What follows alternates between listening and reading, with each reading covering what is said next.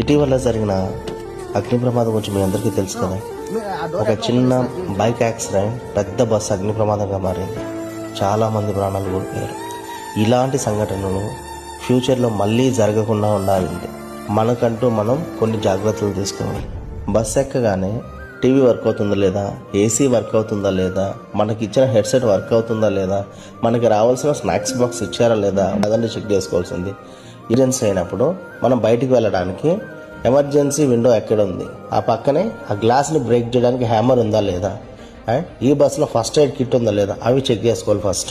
ఈరోజు నేను ట్రావెల్ చేసిన ఎక్స్ప్రెస్ లైన్ ట్రావెల్స్లో ఒక గ్రేట్ సెక్యూరిటీ ఇంప్లిమెంట్ చేశారండి. వీళ్ళు ఏం చేశారంటే ఎగ్జాక్ట్లీ మిడిల్ ఆఫ్ ద బస్కి అటు ఫ్రంట్ సైడ్ నుంచి ఏదైనా ఇష్యూ జరిగినా సరే, బ్యాక్ సైడ్ నుంచి ఏదైనా ప్రాబ్లం వచ్చినా సరే సులువుగా ఉండే విధంగా అందరి ప్రయాణికులకి ఎగ్జాక్ట్లీ మిడిల్ ఆఫ్ ద బస్లో